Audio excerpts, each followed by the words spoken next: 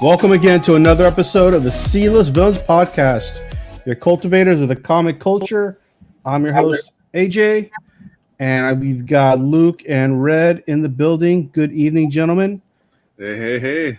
We're in the building. Yeah, we're in the building. We're in the building. What's up, everybody? All right, baby. What's going on? Before we start the show, make sure you like, subscribe, hit that notification bell. That way you know whenever we've got a new show coming on. And again, make sure you let your friends know about our podcast. Like I said, we've got some giveaways we want to give out for our 200th subscriber. Not the 200th subscriber, but once we hit 200, we want to do a giveaway. The official goal. And we usually have the shows on Mondays and Thursdays, but sometimes our schedules are kind of off, especially in the new year. So make sure you hit that like and subscribe. That way we can get notified for our shows. And then there's always the number at 209-975-7597. Hit us up anytime, day and night. If you need someone to talk to, you need some stock tips, maybe some new sexual positions, just give us a call, text. So we're available. Yeah, we're life coaches here. We're life coaches. We're your friends, and we're here to help. And apparently Red is a sex guru, so yeah. That tantric stuff works. According to Shitbrick from American Pie. Finch. How's everyone's Thursday going? Awesome. Yeah, I'm still enjoying the hype from last night's episode of Book of Boba Fett, aka Mandalorian 2. Yeah. That was the first episode of Mandalorian. That's what it was. Yeah, that was odd. It was an odd numbered season, and the reason why was because they were intending to run both shows at the same time to have some kind of synergy. But since COVID happened, and Pedro Pascal's schedule got blown out of the water, they had to film it that way. Yeah, gotcha. That makes sense. Yeah, I mean, let's just dive right into it then, I guess. Book of Boba Fett, Chapter 5, essentially a Mando episode. Yeah. What did you? Well, obviously, I think we all liked this episode, the best one so far of the show. Oh yeah. Well, what it did, it wasn't a Boba Fett episode. I mean, it was not exactly. It was straight Mandalorian for the Mandalorian show. But it just made me realize why I loved it, because I was like, I can't remember. Like, in Mandalorian is just so much. It really shows you how good of an actor Pedro Pascal is. Okay, versus Tamora Morrison's good, but he's not at Pedro Pascal's level. Well, I mean, how good of a voice actor Pedro Pascal is, but we don't actually know if that was him. Yeah. We don't. I think it was because he was in the credit. He was in the main credit, so it was him. Yeah. I thought by now, with them asking him if he had his helmet, if he's ever taken off his helmet, he would have taken it off right there and then. He's like, screw it, I'm not part of the crew anymore. No, I know. Why didn't he? This is a perfect time. He wanted to stick to the creed, but they may have killed him. Yeah, he only revealed himself to remove the helmet, but didn't give the reason, right? Yeah, he didn't need to. He just removed the helmet, and so that's how you get excommunicated from the Mandalorians. You break one of the credos, and now you're out. Yeah, but he still claimed it when he went to Space TSA to get on the transporter ship. he still claimed it. Well, my weapons are my religion. Like, dude, you can't get to Space TSA. You put your weapons in the luggage and check them in. That is going to be a new cosplay thing. That big case with all the weapons inside of it. Yeah, and the little bot droid, whatever it is, the luggage droid. Yeah, the luggage droid. Just to start off on the. Oh, go ahead, Red. We get to see what's her face, Amy Sedaris' character. I forgot her name. Oh, yeah, so good. The mechanic? The mechanic, yeah. Yeah. Well, before we get into all, let's start from the beginning of the episode. One thing I do have to say is I love you see in a lot of anime, space animes for sure. There's always a planet looks just like that, where it's a built-in circular planet, and it's cool that they use that. Station. That's a space station. Yeah, space station. It looked more of a built planet, I thought.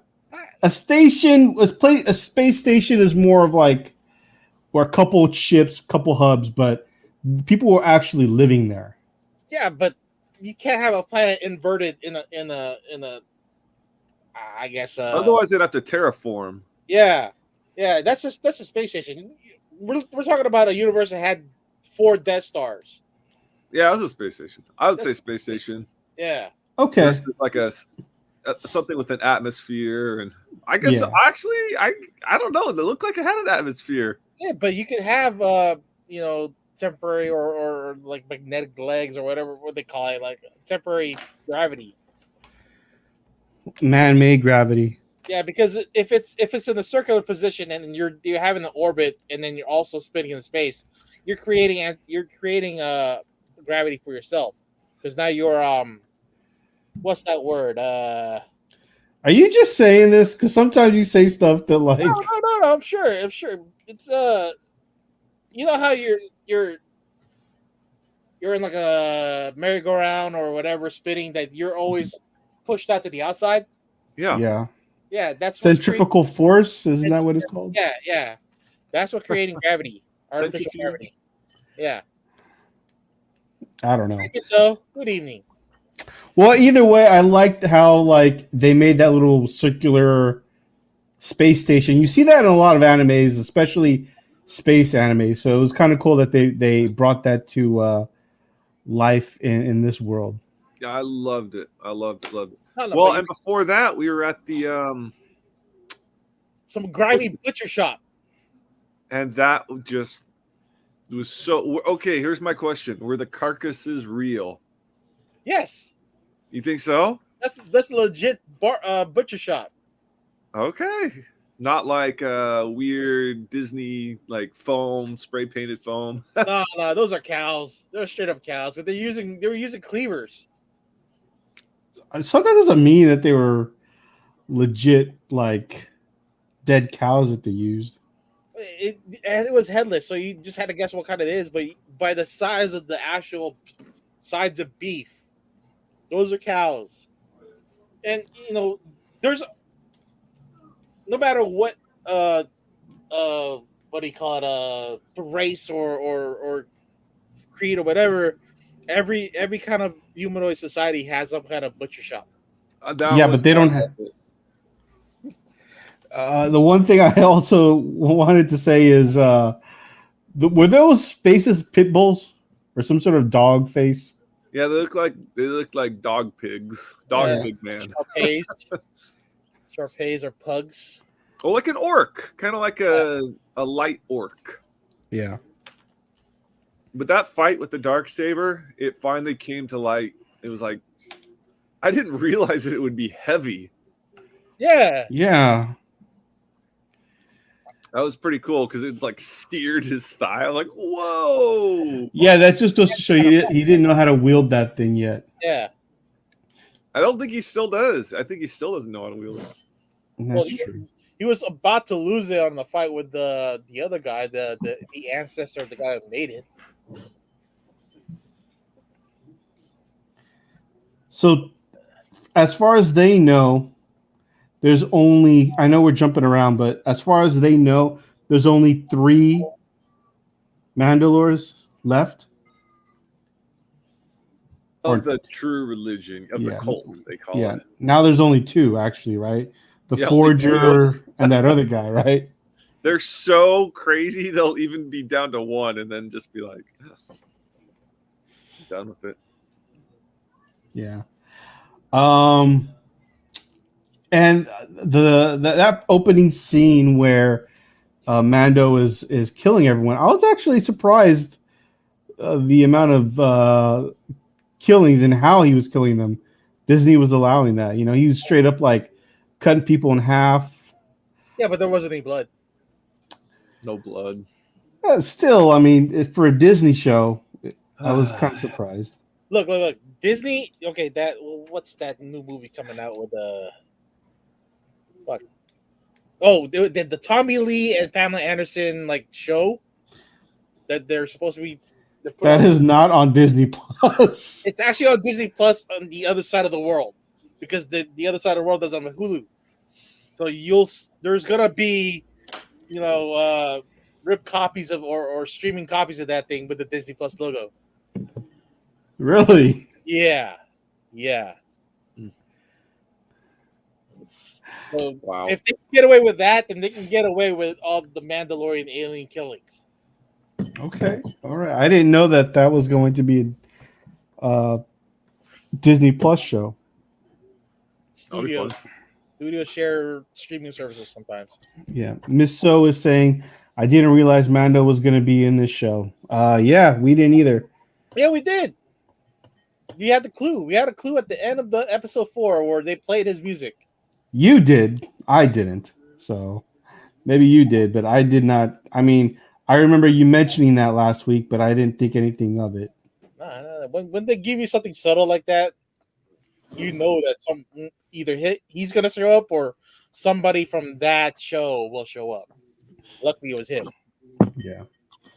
And then after he does his little The little spiel, like I'm gonna either take you in warm or take you in cold. Yeah. So after he kills him, then he goes and goes on his quest to forge or to meet those other Mandalorians for what to help him train, or I didn't understand what he was looking for them for, just to make sure they were alive. Yeah, he's like he's checking in the base because remember the last time he left them that they all left the little sanctuary and they had to reestablish a new hideout in order for them to continue the whole Mandalorian. But what were the big helmet? Why did that big pile of helmets? I thought they were like either were killed or they renounced the religion. No, they didn't renounce it. They had to go to hiding. So they died? No, they had to, I guess, scatter. Then, they collected the stuff, and then that way they could bring it in or reforge it to some new armor. But I'm pretty sure that the ones that left or go into hiding will come back sometime in a future episode. Because you can't have a Mandalorian army without Mandalorians. Yeah. And then obviously, the Mandalorian is challenged by heavy duty Mandalore. I don't know what do we have a name for that guy? Whole block of Mandalore. That dude was huge. Wrestler Mandalore. Okay, so there's Mando, there's Forger, the one who makes everything, and then I guess we'll call him Wrestler Mandalore for now, right? John Cena. Yeah. You can't see his face. He might as well be John Cena. That was a good fight. It was a good fight. For a brief moment, I thought that guy was gonna win. Yeah, It was a good fight. But he was already winded for the first training round with the Forger. He was still trying to wield the sword or the saber. I think if he wasn't going to kill Mando would have been like, all right, just take it. It doesn't matter that much to me. No, you have to win the sword in order for the curse not to follow through. Snow had it at the end of season 1. I mean, yeah, but do you have to win by? You have to fight. Death duel? Not death by combat. Yeah. But the big guy had Mando, and it looked like Mando was gonna gas out. And then right when he was about to look like he was gonna kill him, that's when Mando fought back. Yeah, well, he didn't have to win with the saber. He just had to beat him in the fight. Yeah. But yeah, I mean, and then I don't understand. Explain to me how the Beskar spear had all that material, and then all he got out of it was like this little small rinky dink. What did he make? What did they make in I the? don't What's know. in the pouch? It's for Grogu, but but you noticed that she wrapped it up in a little bow in the shape of Grogu's head. Yeah, and Yeah. I did notice that, but I'm just saying, if I was Mandalorian, I'd be like, dude, I gave you this big ass spear, and this is all you're giving me, like Because this little trinket. he asked her to make him something specific for Grogu. Whatever's left goes to the foundlings. I think her reason was that that weapon is made to pierce Beskar. Well, and isn't it because they made it seem like just the tip was Beskar and the rest wasn't, but I think the whole thing is. Yeah, I always thought it was the whole thing. Yeah, but he only needed that little bit of flat stuff in order to get the thing for Grogu, and then the other stuff to be used for something else. So what was in the what did she make? That's still to be revealed either at the end of Book of Boba Fett or the first episode of Mandalorian season 3. Because they're the little links that fell, right? Yeah. Is it like chainmail? Beskar Oh, chainmail? something cool like that. I could see Grogu putting on a little chainmail shirt. I also thought it could be the ball. Oh yeah. Beskar ball. Yeah. For him to like fling around at like light speed and like kill, you know what I mean? How badass would that be? If you had a ball of Beskar controlled by the Force, just It's most likely a toy. It's most likely a toy. yeah, it's coming from his dad. I mean, it's a Yeah. son. Oh, wait. Did he carry the little shift knob with him? I can't I remember don't what happened to remember. the shift knob. Yeah, I have to go watch it. But if he used that shift knob, make it to a necklace with the little chain links, then that's what probably is. Oh, a necklace. That's a good call too. Yeah. I mean, that'd be kind of weird to see Grogu with bling, but hey, whatever, right? At this point, He's fond of the kid, man. You're gonna get them something that you and him you share something special with. Well, he's gonna Yeah. start talking now too. So you think so? You think by this season he's gonna start saying words? yeah, season 3. I think they're gonna start transitioning him into talking. I hope so, because he's still kind of a toddler, right? Yeah, but he'll probably appear like the very last episode as help for Mando, when they probably start off the season with just establishing the storyline for Mandalorian or the Mandalore, and having the fight for the dark saber. Is Moff Gideon dead? No, Oh no, he went to. They said that he got captured and they're gonna execute him. That's right, they're he's in a New Republic prison or whatever. Yeah. Okay, so after he gets some rinky-dink ornament, and then all of a sudden he goes to Tatooine. I didn't quite understand why he went to Tatooine. Oh, to pick up a new ship, right? Was that the whole thing? Amy Sedaris' character, I guess, in the not previous story, but she had called him and said that she has something for him that will replace the That's right, the Razor Crest. Razor Crest. But so there's 7 total for this season, but in actuality it's 6, and then plus 1 of the Mandalorian. Yeah. Well, and he'll be there hopefully. Yeah. Oh, and then if Luke and Grogu show up, Sebastian Stan Luke, hopefully. oh, I mean, one can hope, but it's not. Yeah. They're gonna get the deep fake Tom Cruise guy to do it. He's the best. Have you seen the deep fake Tom Cruise? Yeah, I've seen it. Yeah. It's insane. I think it's Tom Cruise. You got the team right. Miles, right. I think the actor's name is Miles Fisher. Yeah, it's perfect. I mean, he doesn't even look like CGI at all. Yeah.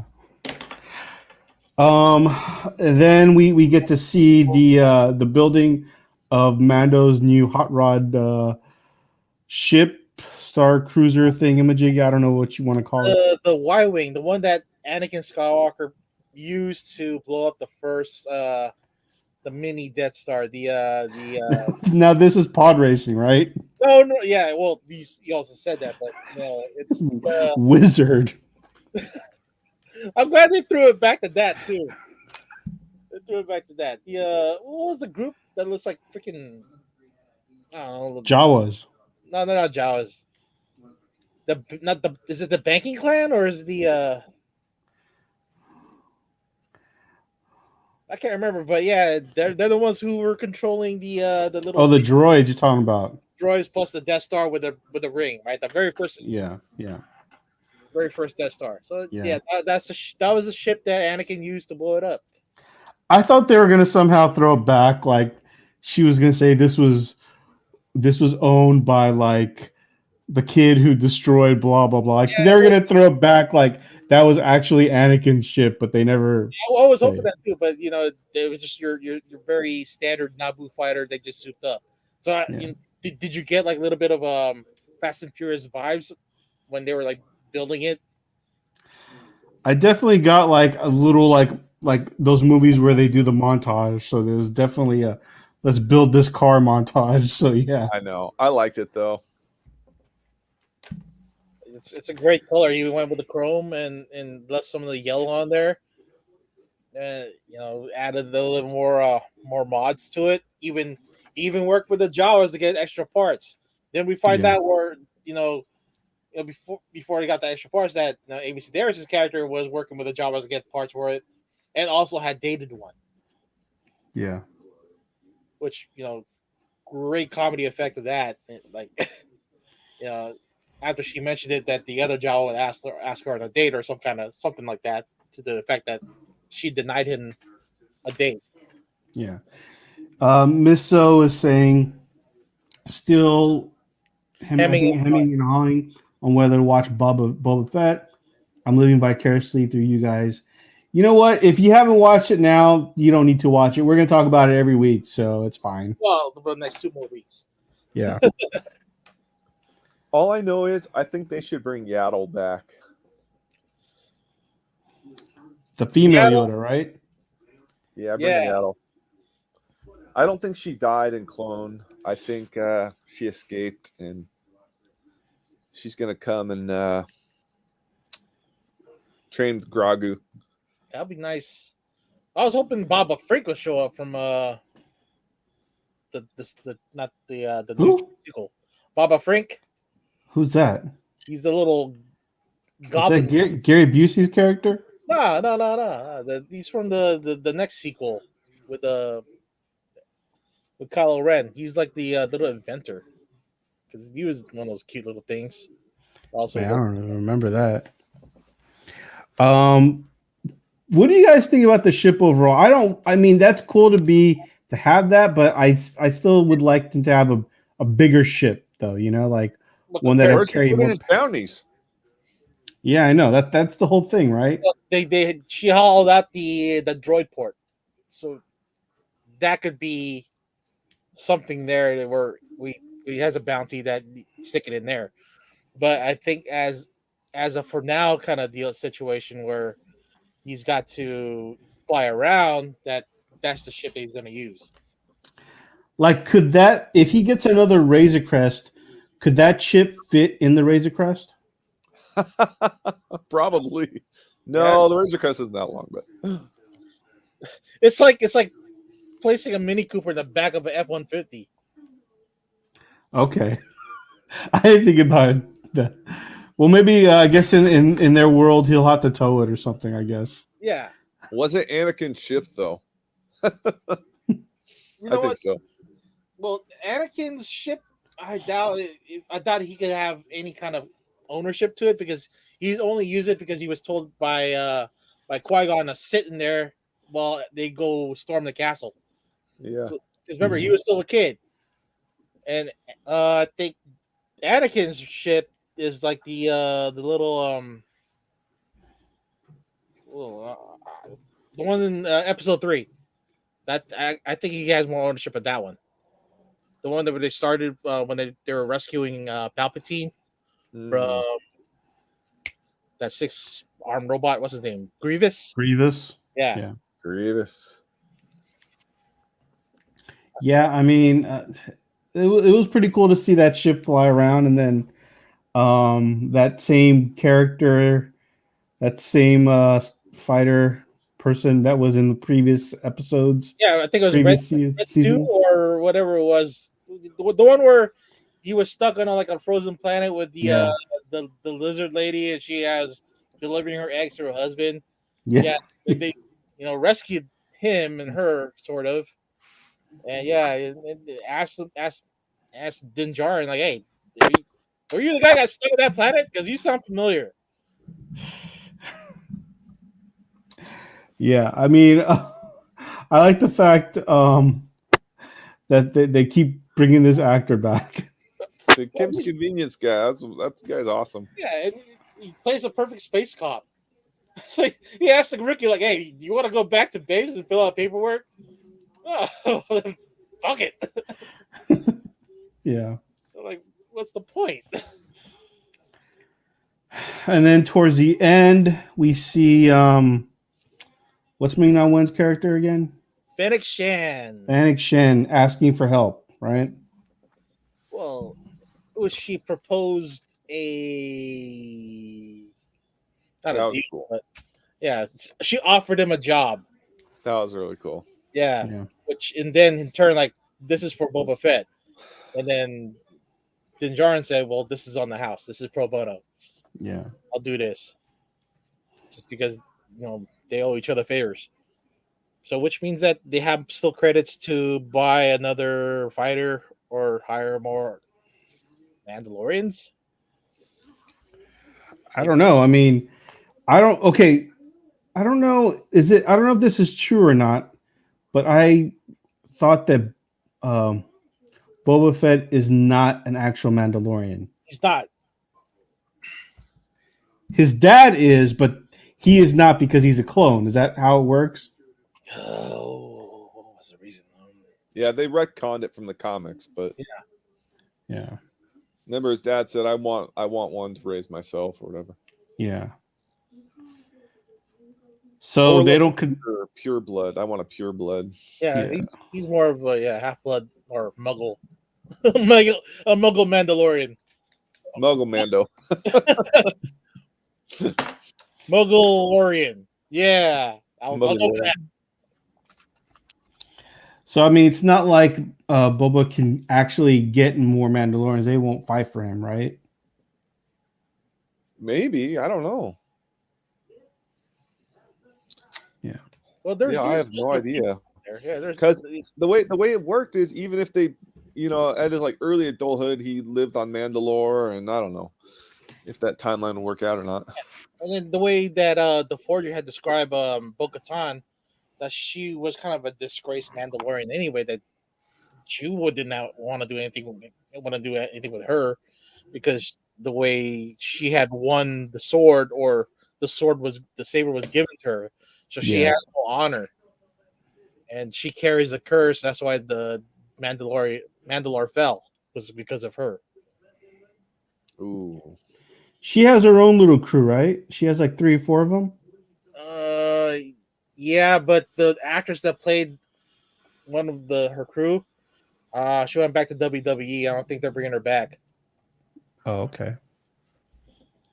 I don't know. I'm pretty sure they can make they can swing something. Whatever's good for the WWE brand is Vince McMahon will be all for it, right? The previous conversation, like, we know that wrestlers can not act well, but good enough to be in the show or a movie, right? Based on the talents of John Cena, Dave Bautista, The Rock, that girl, I forgot her name. I mean, they're all stuntmen already, so yeah, there's stunt people that could act. They'll at least not chew up a scene, but will carry it as a supporting or tiny cast or mini role. Yeah. So I mean, she could come back maybe if she says, they're okay actors. Yeah. Yeah. I mean, what do you guys think? Any predictions on the last 2 episodes? You want to take this one, Luke? Ooh, final battle, and hopefully the Tusken Ninja comes out of hiding. Oh yeah. We got to bring that Tusken Ninja back too. Bring him back, him or her. It's probably a her, but yeah, you never know. Oh, and we found out Jawas are furry, so I want to see a naked Jawa. That's all I care about. I want to see a derobed Jawa. The show so there was this character went down on one, and that's how she found out how furry they were. I don't know. I don't want to. I don't want to go down that road. But she went all the way, hit a home run. Didn't go to third base. He just went, all right, here we go. You and me, Jawa. Okay, here's something that I observed that I've always wanted to. No one, it's never been answered. I don't, at least from my understanding. But how is it that humans can understand droids when they do just beep boop beep bop noise? Like they're speaking to them and they know exactly what the droid's saying. So we just assume in this world like there's this weird thing where like humans can understand droid speak? Yeah, it's a different language. Yeah. I mean, they're like dogs, right? I mean, you know what your dog feels when they do their little whines and barks and whatever. And that's what droids do when they try to communicate to you. And then the longer you had that droid, and then the more rapport that you build with it, then you figure out what they're trying to say. Okay, I'll buy that. Because it was weird how like the mechanic was speaking English to the droids, but then speaking Jawa to the Jawas, and I'm like, if you want to keep it consistent, she'd be talking droid talk to the droids too, right? Or am I reading too into it? That just makes it more problematic when having to do droid speak versus Jawa speak. Like, yeah, you gotta speak the language of the planet, but when it comes down to droids, I mean, they're beeps and sounds. It's practically English.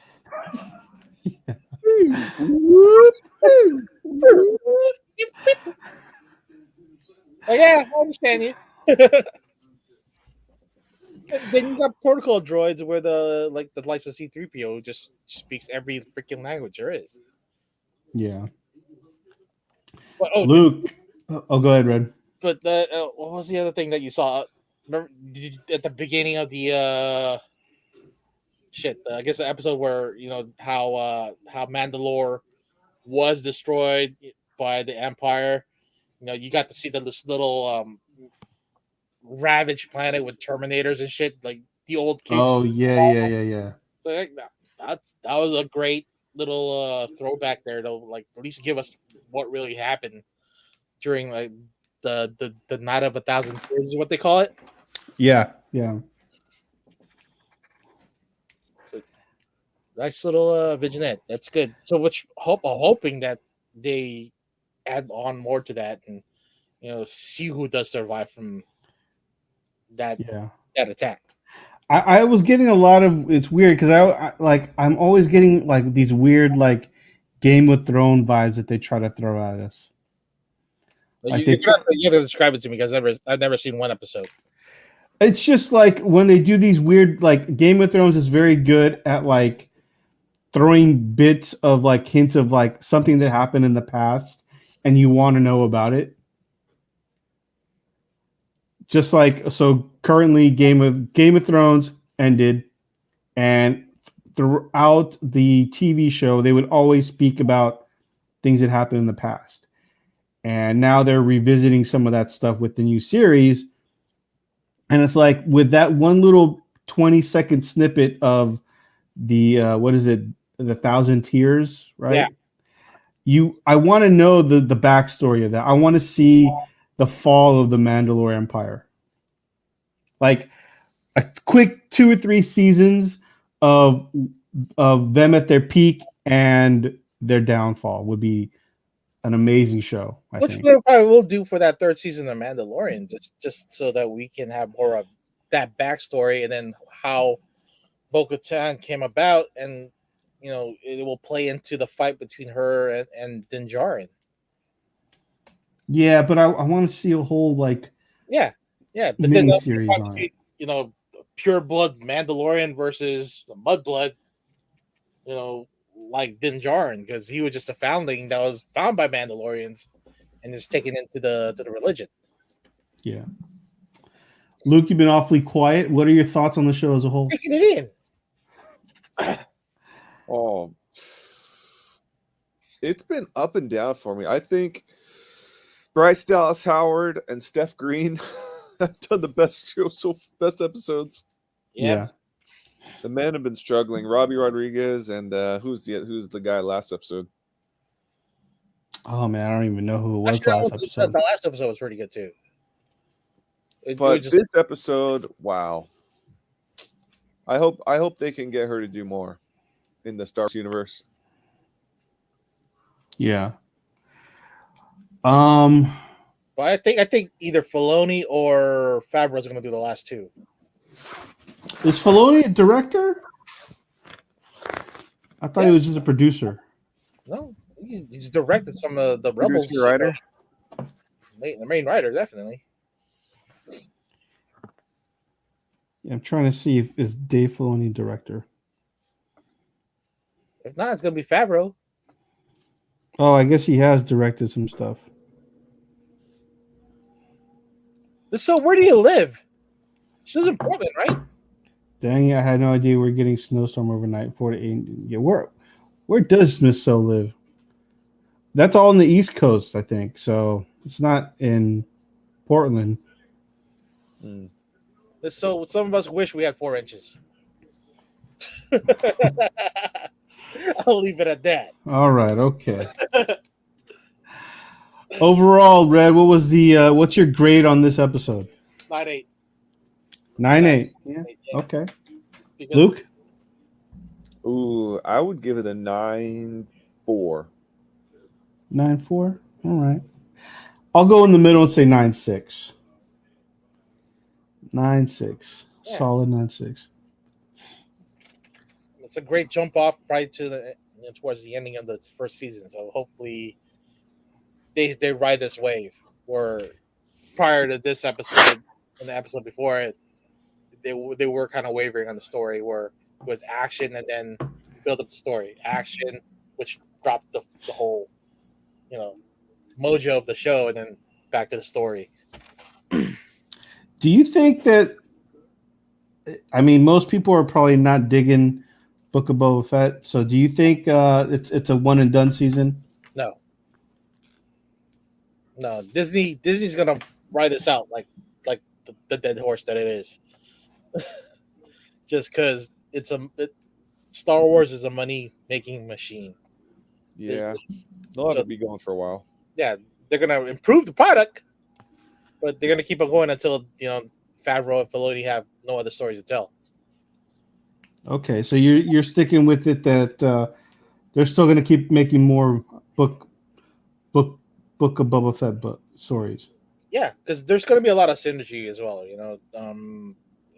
With the Kenobi show, the Ahsoka show, you had Andor coming out. What's next? Mandalorian season 3, and there's one more that I'm missing there, but they're potential Rangers with Gina Carano if she's actually back. Yeah, she's actually back. I know she's gonna be back. They're just making it quiet. They still need her character to at least finish out her story. Yeah. All right. Well, let's move into some comic talk. This past yesterday, Black Panther issue 3 or Black Panther issue 200 legacy issue. Apparently, there's a new hero that was introduced in this book, and the internets, the comic collectors, the comic speculators are going crazy over this new book. I don't know what to say about this. I haven't read it. I don't have a copy of it. It's obviously a low print run because no one's really reading Black Panther, from my understanding. So, is this the character right here? Tobin Aduye. Okay.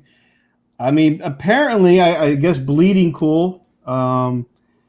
They had an article, and I think they were saying, could this be the next Miles? And after that, it was over. Everyone was picking it up.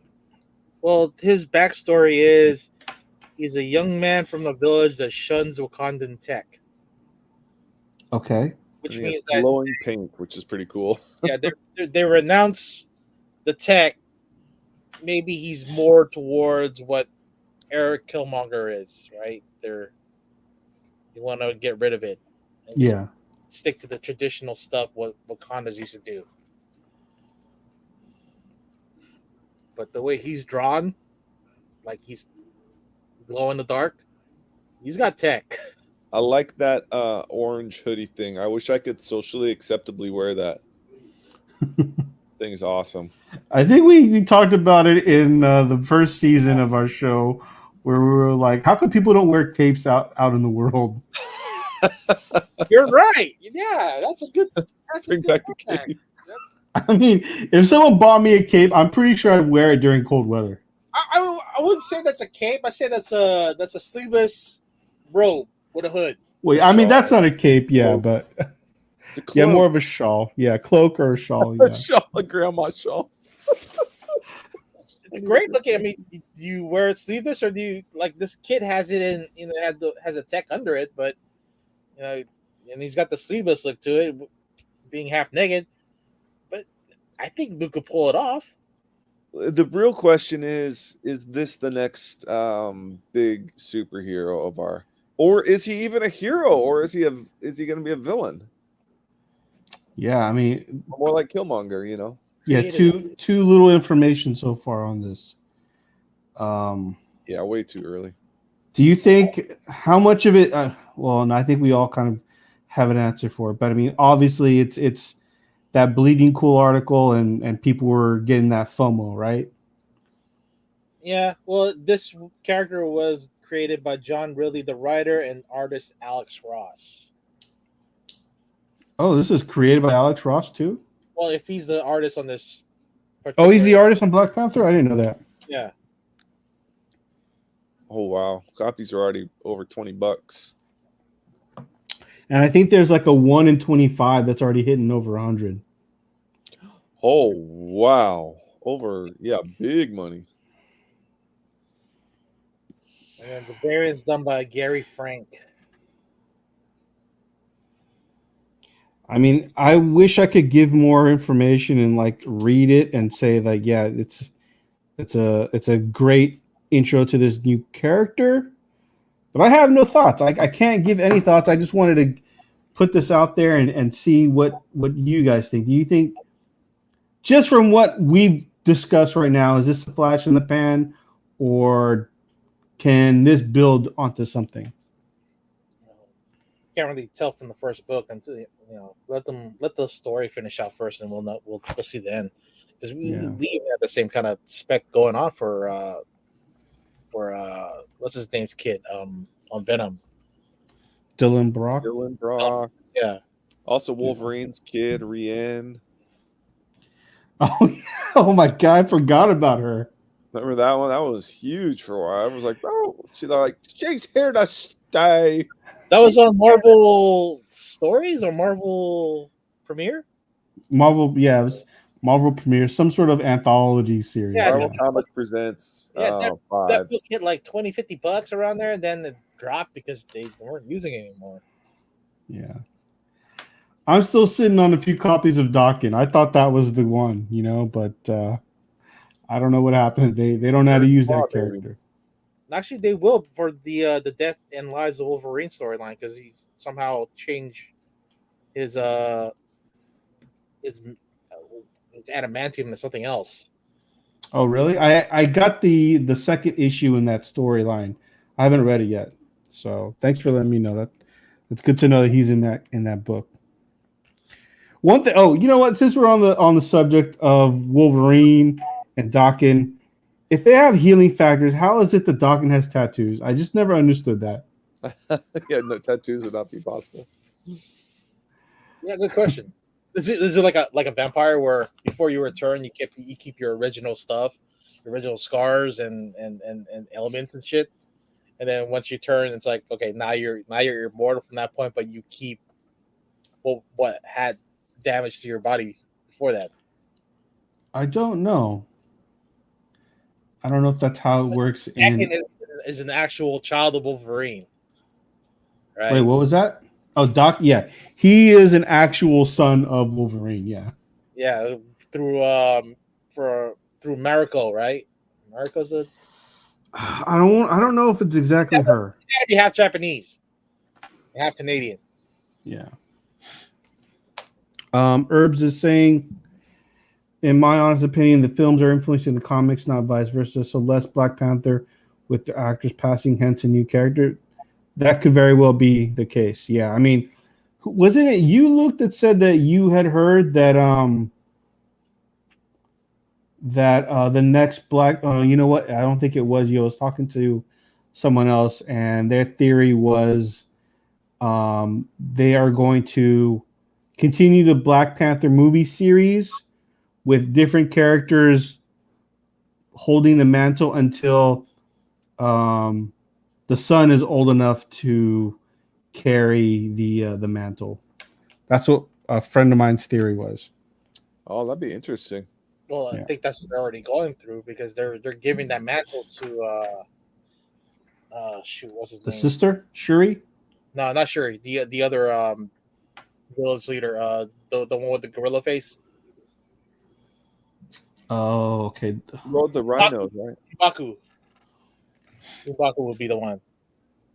And then I think they're also bringing back Killmonger because I know Eric B. Jordan's attached to it. Oh, okay. And then Herbs is saying that, well, just a young version of each character: Ironheart, Hawkgirl. Yeah. Hawkgirl. Who's Hawkgirl? Oh, Hawkeye, right? Is that what he's talking about? Yeah, Hawkeye. Yeah. Okay, I was like, Hawkgirl's in DC. yeah, I was like, Hawkgirl from DC.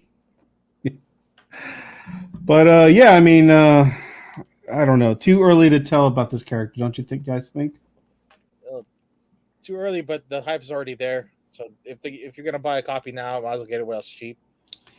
Get it cover price. Don't try to get it cover price. I wouldn't spend any more than maybe $10 right now. I mean, maybe we could be all wrong in a year or two. It's going to be $100, $200 book, but I wouldn't go out and buy like 20 copies of this just yet. Herbs, her name's Kate Bishop. Hawkeye girl. Oh, yeah. Kate Bishop. Other than that, guys, Luke, anything you picked up this week? Oh yeah, I picked up a decent little collection. Anything you want to show off? Ooh.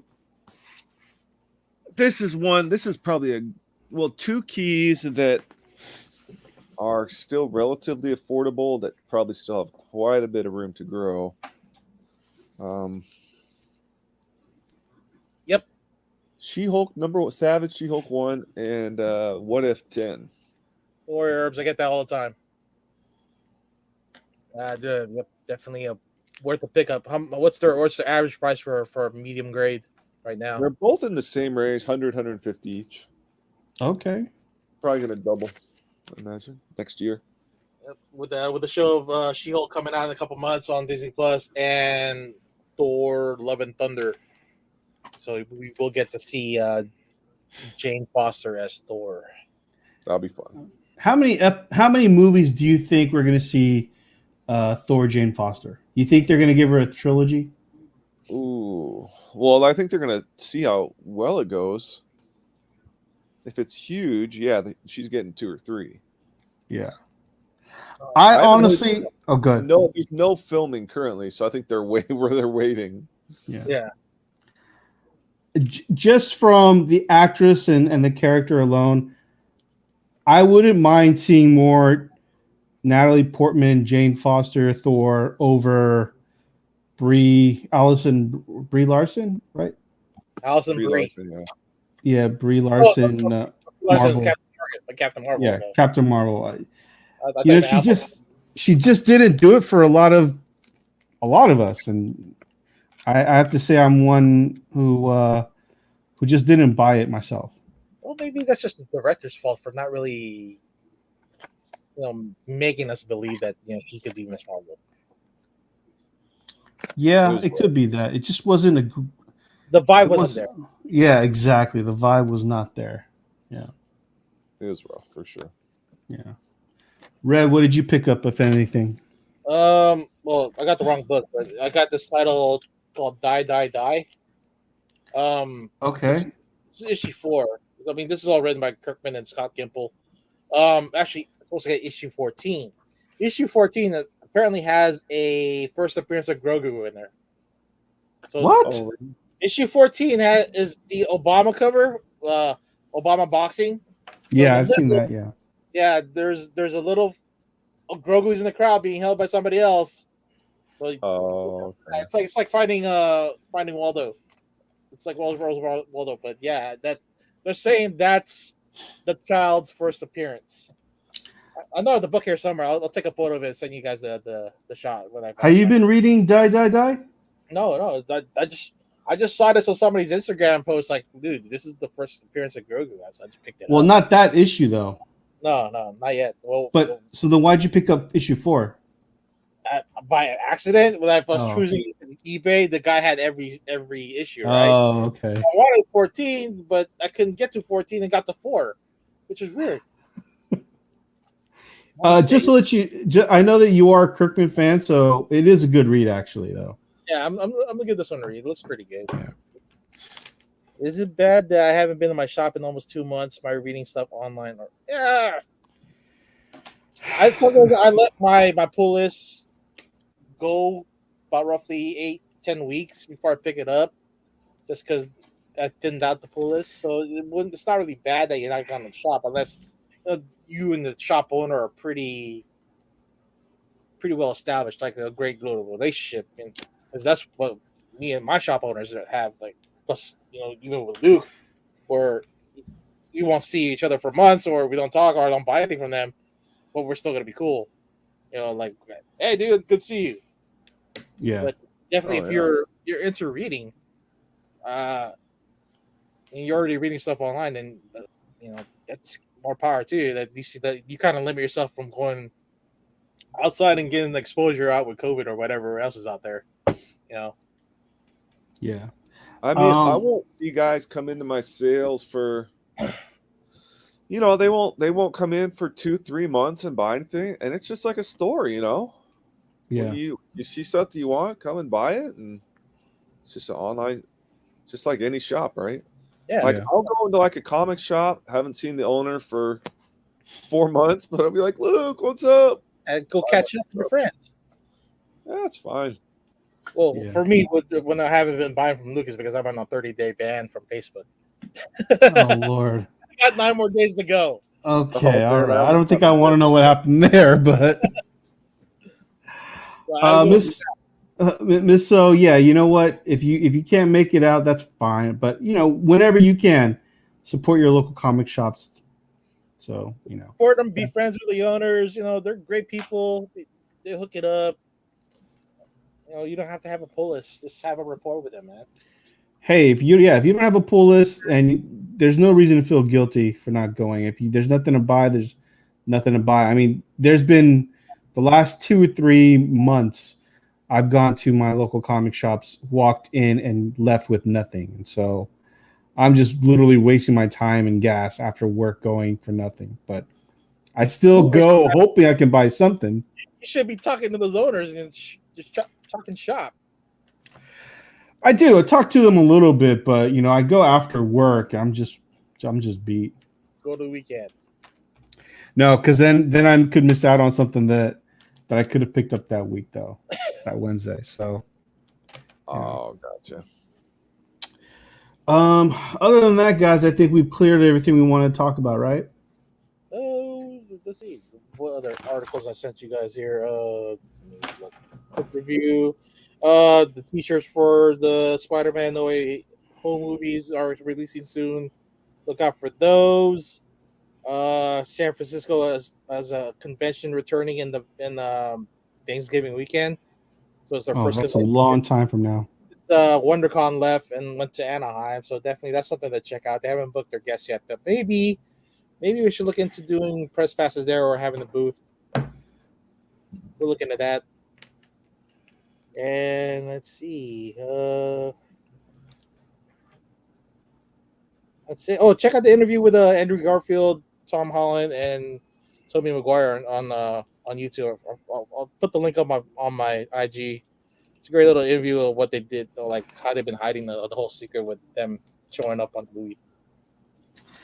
You know what? I gotta say, even though we all pretty much speculated, they held strong and said they weren't in it. And part of me, even as I was waiting in line to watch it and watching it during the time I was watching live, I thought maybe they're not going to show up. There was a small tinge of like, you know what? Maybe they're not in it actually. Well, not the leaked footage, but the other footages that they showed around the world had some clues. But straight up, the American commercials, they cleaned up very nicely that no one suspected they were going to be in there. So the Brazil footage, the commercial, showed the lizard getting punched by somebody. That clued everybody in. Yeah.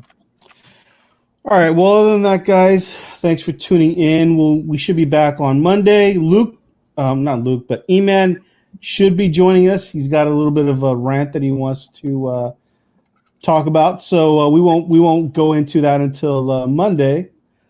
But again, thank you for tuning in. Miss So, thank you for stopping by. And you have a good weekend as well. Oh, wait, she didn't answer her question. Where's she from? She may not want to tell us. No, she probably won't tell us. Okay. I'll probably stalk her. All right. Stop, Red. Stop. All right, guys. Again, follow us on IG, AJ the Comic Collector, Luke Weeks, C-List Villainous Red, C-List E-Man. Again, join Luke's Facebook group, RKFA Comics, and his website, rkfacomics.com. And follow the C-List Villains Instagrams, C-List Villains and the C-List Villains podcast. Thank you, guys, and we will see you all next week. Peace out. Thanks, guys. Thanks again for listening to another episode of the C-List Villains podcast, your cultivators of the comic culture. Make sure you follow us on Facebook and email us at clistvillains@gmail.com. You can also leave us a voicemail or text us at 209-975-7597. Be sure to join Luke Week's Facebook group, Rare Keys and First Appearance Comics. And you can follow us on our 2 Instagram accounts, C-List Villains and C-List Villains Podcast. Lastly, follow the villains on their separate IG accounts, at Luke Weeks, at C-List Villainous Red, at C-List E-Man, and I am at AJ the Comic Collector. Thanks for listening, and we'll see you all next episode.